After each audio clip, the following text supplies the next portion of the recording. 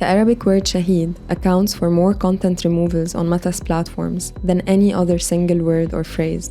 Meta asked the Oversight Board whether it should continue to remove content using Shahid to refer to individuals designated as dangerous under its DIO policy. If used in this sense, the word would be considered giving praise to dangerous or terrorist entities, thus breaching the company's community standards. The word Shahid has multiple meanings, however, depending on the context.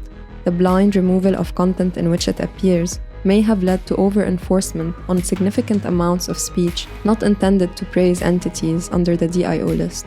This substantial takedown of content with the word Shahid raises questions about Meta's competency to moderate Arabic content and whether its policies lead to the silencing of Arabic speakers on its platforms.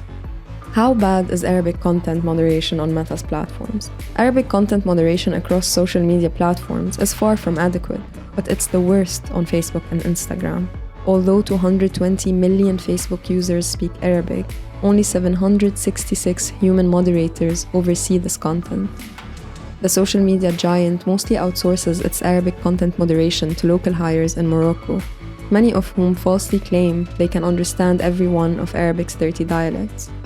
Facebook spends more than 3 million hours searching, labeling, or removing false or misleading content, but only 13% of those hours are spent on content outside the US. Algorithms used to detect terrorist content in Arabic wrongly flag posts 77% of the time. Our region is already made hyper-aware of being a potential source of threat or violence. Welcome to Beirut. Forcing Arabic speakers on social media to practice self-censorship. In contrast, Facebook pages promoting conversion therapy for LGBTQ folks in the MENA rarely gets taken down and continue to flourish for their inflammatory content. Being Western-centric, Facebook relies on the US Department of State's Foreign Terrorist Organizations list for its removal of accounts and content. The FTO list mainly consists of Islamist terrorist entities from the WANA region.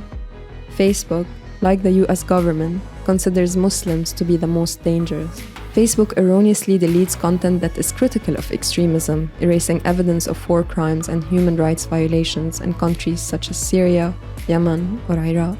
Anti-Muslim hate groups, prominent in the West, were mostly absent from the DIO list. Meta's content moderation bias systematically fails to properly moderate Arabic content by historically oppressed and marginalized peoples. Palestine serves as a painful example. Facebook complies with 95% of the Israeli cyber unit's requests to remove content deemed harmful or dangerous. One reason is Israel's threat to block the platform if Facebook does not comply. Posts with certain Arabic words such as martyr, protest, occupation, or Zionism are likely to trigger an automatic takedown.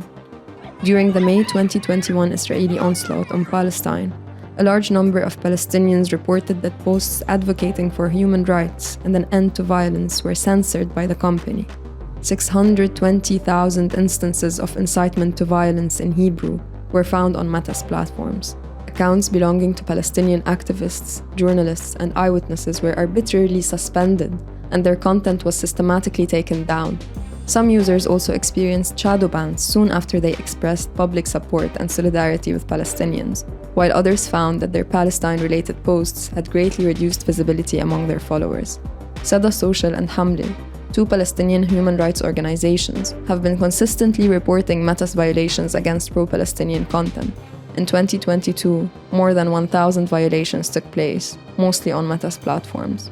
Meta commissioned an independent investigation into its content moderation practices during the May 2021 escalations in Palestine.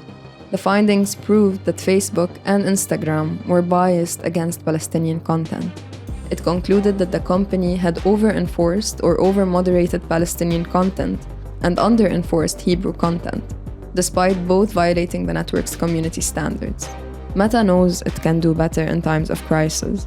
And it was my mistake, and I'm sorry.